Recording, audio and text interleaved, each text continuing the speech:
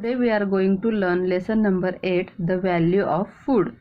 Value म्हणजे किंमत, अन्नाची किंमत हा आपण लेसन बघणार आहोत. Arjun and Varsha are brother and sister. Arjun आणि वर्षा हे दोघं बहीण भाऊ होते. They love to eat hot bajra bhakris with butter. त्या दोघांना बाजरीची भाकरी आणि लोणी खायला खूप आवडत होतं. Mother makes a number of other dishes for them to eat with bhakris. They like those two. त्यांची आई बाजरीच्या भाकरीबरोबर इतरसुद्धा काही पदार्थ बनवायचे, त्यांना ते सुद्धा आवडायचे. What could be those dishes that mother make to go with bhakris. आई काय काय बनवत असेल भाकरीसोबत खायला. What are those dishes made from. त्या डिशेस कशापासून बनवलेल्या असत. In Varsha and Arjun's home they use a lot of other foodstuffs to.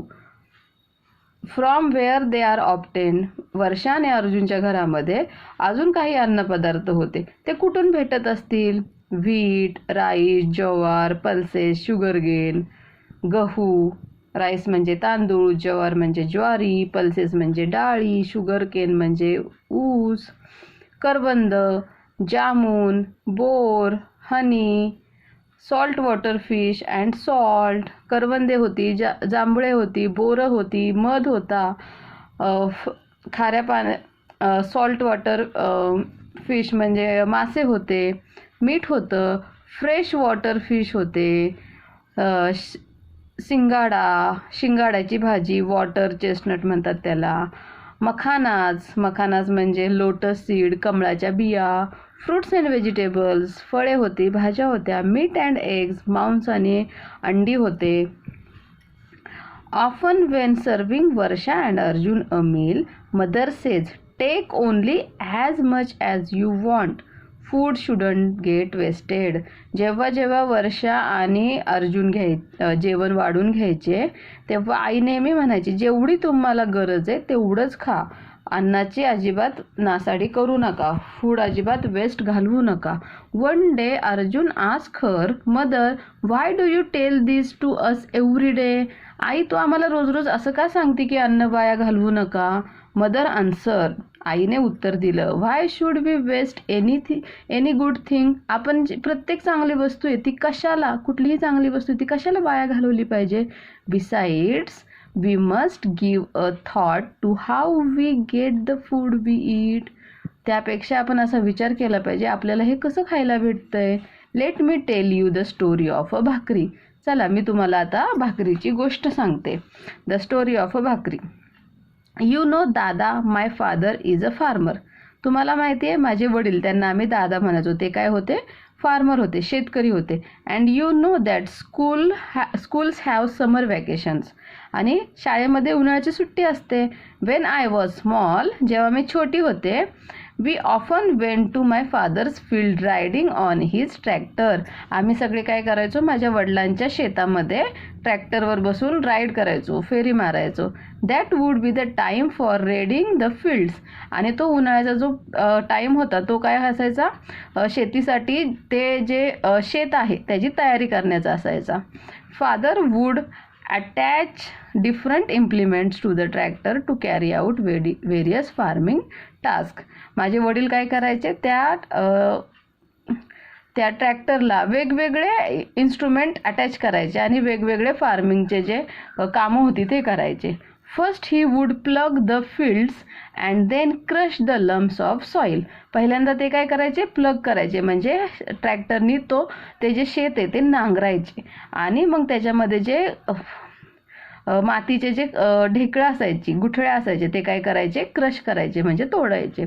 Finally he would level the field to make it ready for sowing. आणि मग पेरणीसाठी ते काय करायचे, शेताची पूर्ण लेवल करायचे. म्हणजे पहिल्यांदा काय करायचे, प्लग करायचे, नांगरणी करायचे. मग क्रश द लम्प्स, ते जे मातीची ढेकळं होती, गुठळ्या होत्या, त्या क्रश करायच्या आणि मग शेताची काय करायचे, लेवल करायचे. त्याच्यानंतर मग पेरणी करायची. सोविंग म्हणजे बी पेरायचे शेतामध्ये. The pre monsoon showers would make the hot soil humid. जूनच्या आधी मे महिन्यात बघा, मे महिन्याच्या शेवटी प्री मान्सून पाऊस असतो, वळवाचा पाऊस म्हणतो आपण त्याला. त्या पावसामुळे काय होतं की जी माती तापलेली असते ती काय होत होती, थोडीशी थंड, ह्युमिड, दमट व्हायची. That was the time father would sow bajra. आणि त्याच वेळेत जेव्हा मातीमध्ये थोडंसं पाणी, थोडीशी दमट व्हायची, त्यावेळेस तिथे काय करायचे, बाजरी पेरायचे. विदिन सम डेज, काही दिवसांमध्ये, the bajra seeds sprout and the seedlings are seen above the ground. आणि मग थोड्याच दिवसांमध्ये काय करायचे, ते बाजरीचे सीड्समधून छोटे छोटे रोपं उगवून यायचे. Along with bajra weeds also flourish but they have to be removed. बाजराच्या सोबतच अजून गवत सुद्धा यायचं आणि ते काय करावं लागायचं, बाजूला करायला लागायचं. My father would employ labours to do that. मग माझे वडील त्यासाठी एम्प्लॉय घ्यायचे, काही लोक कामासाठी घ्यायचे आणि ते जे वाढलेलं गवत आहे ते काढून टाकायचे. कशासाठी, तर आपण जे शेताला देणारं पाणी आहे, खत आहे, ते काय करायचे, गवतच स्वतः घ्यायचे आणि ते पटपट वाढायचे आणि जे पीक आहे ते कमी येतं. त्याच्यामुळे जे शेतामध्ये जे नको असलेले गवत आहे, त्याला तण म्हणतात मराठीमध्ये, ते काढून टाकलं जायचं. The labourers have to be paid. आणि ह्या कामासाठी जी माणसं आहेत त्यांना रोजचे पैसे द्यावे लागायचे. Rain water is enough for bajra to grow vigorously. पावसाच्या पाण्यावर बाजरीचं पीक चांगल्या प्रकारे येतं, त्याला परत अजून दुसरं पाणी देण्याची गरज नसते. आफ्टर अ व्हाईल, थोड्या वेळानंतर, years of bajra appear on every stock. प्रत्येक बाजराच्या पिकावरती बाजरीचं कणीस यायचं. The grain forms and the year grow Fuller. आणि नंतर जशी पिकाची वाढ होईल तसं ते कणीस काय व्हायचं, दाण्यांनी भरून जायचं. As the grains grow birds come in flocks to eat the tender grains. जसं पिकाची वाढ होईल तसं काय करायचे, बर्ड्स यायचे, पक्ष्यांचे थवेच्या थवे यायचे ते धान्य खायला. देन स्केअरक्रोज म्हणजे शेतामध्ये बुजगावणं उभं करतात बघा, असं मडकं असतं, असे त्याला कपडे घातलेले असायचे माणसासारखे, म्हणजे बर्ड्सना वाटावं की तिथं कोणतरी माणूस उभं आहे, मग ते पीक धान्य खायला येत नाहीत. Have to be set up and slingshot म्हणजे गोफणीने दगड मारायचे पक्ष्यांच्या थव्यावरती. जर ते आपल्या धान्यावरती बसले की एक दगड मारायचा, मग ते पक्षी उडून जायचे, त्याला गोफन म्हणतात, slingshot. Use to be frighten the birds away. अशा 2 प्रकारे पक्ष्यांना उडवून लावलं जायचं. When the ears of corn are full it is harvest time. जेव्हा त्या बाजरीच्या कणसाचे सगळेचे सगळे दाणे काय व्हायचं, कणीस दाण्याने भरलं जायचं, तेव्हा त्याचा काय टाईम असतो, हार्वेस्ट टाईम, म्हणजे ते कापण्याचा टाईम असतो. मग ते कापलं जातं कणीस. That is all the ears of bajra must be cut and gathered. मग ती सगळी बाजरीची कणसं आहेत ती कापायची आणि एका जागी गोळा करायची. Then follows threshing and winnowing. आणि मग त्याची थ्रेशिंग म्हणजे मळणी आणि विनोविंग म्हणजे उफणणी व्हायची. That is how we get the grain from the ears of bajra. आणि अशा प्रकारे आपण बाजरीच्या कणसापासून धान्य मिळवतो, बाजरी मिळवतो. इथे बघा दाखवलेत बाजरीची ही कणसं आहेत आणि ह्याच्यामध्ये बाजरीचे दाणे असतात छोटे छोटे. हे अशा प्रकारे कापतात. फक्त हे कणसाचा भाग कापून काढायचा आणि ते गोळा करायचे. Varsha said I understood cutting and gathering. मला हे कटिंग आणि गॅदरिंग कळलं. But what is threshing and winnowing. पण थ्रेशिंग अँड विनोविंग नाही समजलं. So mother said all right, do what I tell you and you will see. We continue with the story later. आधी मी तुला काय सांगते ते कर आणि मग आपण पुढची स्टोरी बघूया. Take half of a basket full of dried groundnut pods. एका बास्केटमध्ये हाफ बास्केट काय कर, एक शेंगदाण्याच्या शेंगा घे. शेंगदाणे नाही, पूर्ण शेंगा. Divide them into 2 portions. 2 पोर्शनमध्ये त्याला डिवाइड कर. Shell the groundnuts in 1 portion. How long did this take you. Now put the other portion in a cloth bag and tie its mouth. Pound the bag lightly with a stone or beat it with a stick. काय कर, ते निम्मे शेंगदाणे बाजूला कर आणि निम्मे शेंगदाणे एका कापडी पिशवीमध्ये भर. तिचं तोंड चांगलं घट्ट बांध आणि त्या पिशवीवर एका काठीने किंवा दगडाने थोडं थोडं हळूहळू मार. Now take the groundnut out in a tray and tell me what do you see? आता ते जे बॅगमधले जे ग्राउंडनट्स होते ते एका ट्रेमध्ये काढून घे आणि काय दिसेल तुला ते मला सांग. Arjun, many of the pods have burst open and nuts have come out. तर त्यातले काय झालेत, जे शेंगदाण्याच्या शेंगा होत्या त्या काय झाल्या, थोड्या थोड्या फुटल्या गेल्यात आणि त्यातून शेंगदाणे बाहेर आलेत. Mother, this can be called threshing of the pods. याला काय म्हणतात?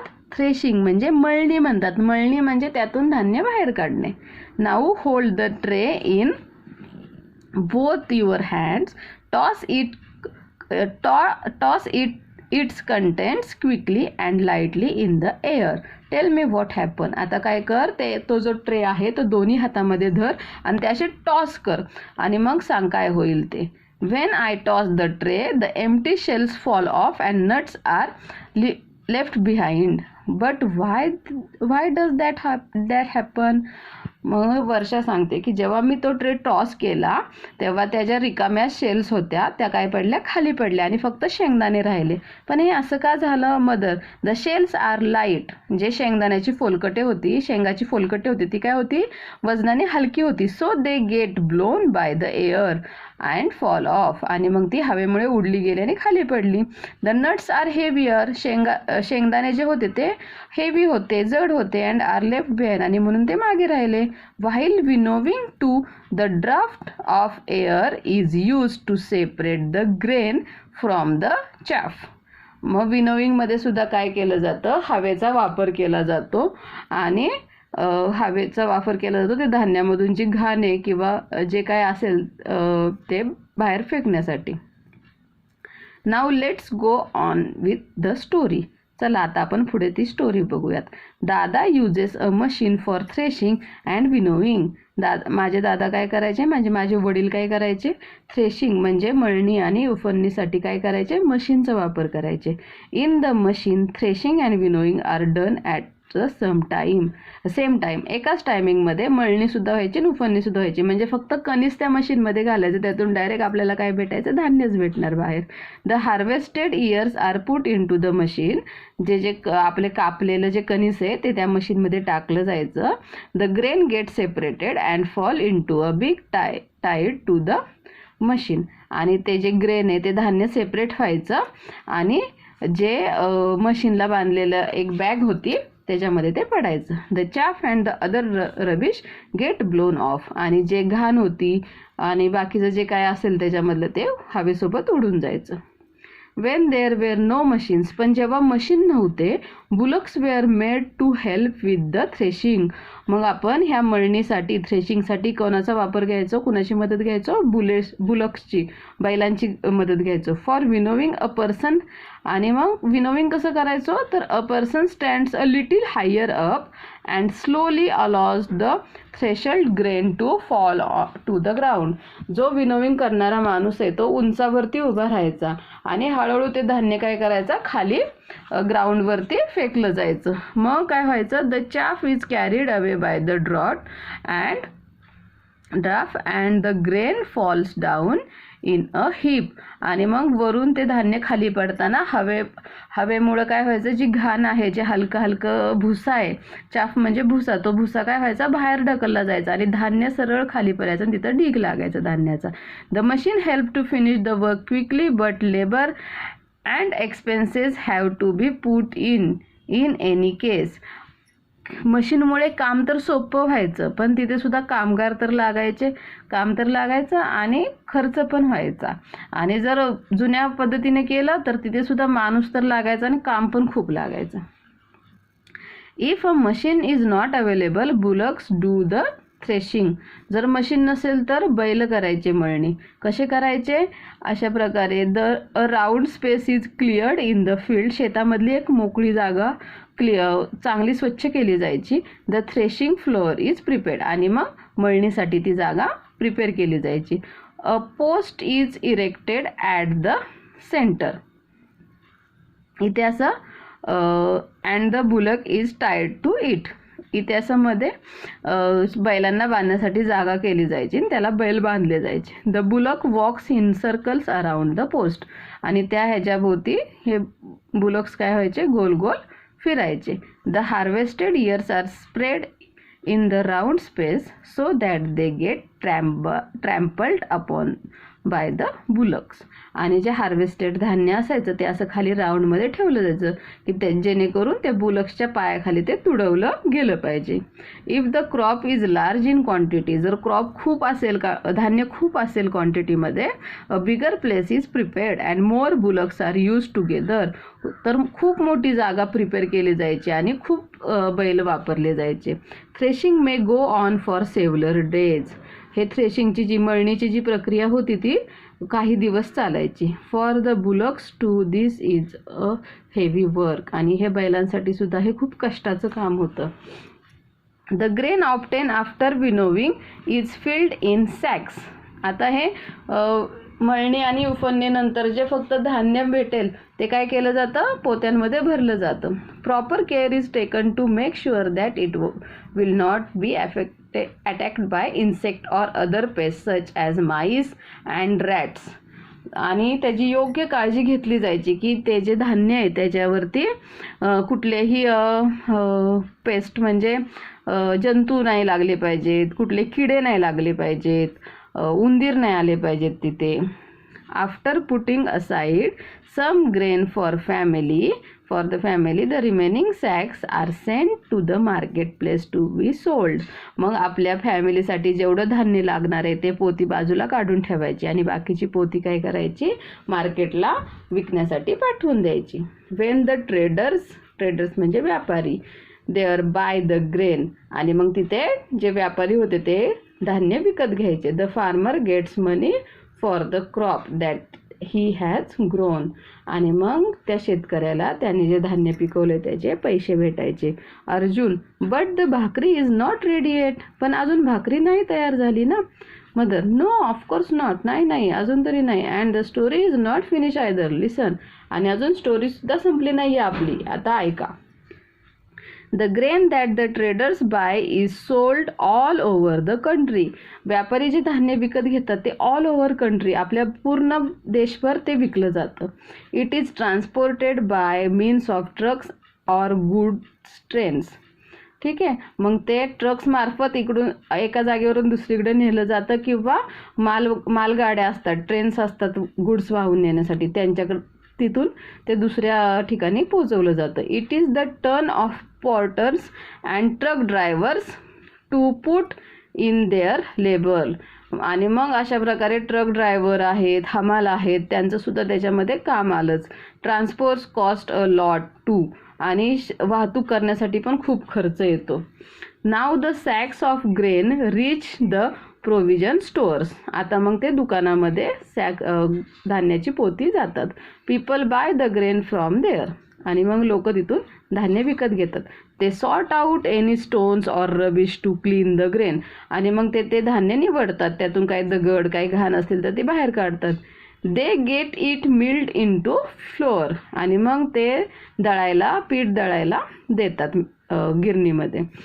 Then while cooking the flour is kneaded into lumps, आणि मग त्या पिठाचं नीडेड म्हणजे मळणे, कणिक मळली जाते. The lumps are then flatten into bhakri and roasted, आणि मग त्या कणकेची भाकरी थापली जाते, भाकरी केली जाते आणि मग ती भाजली जाते.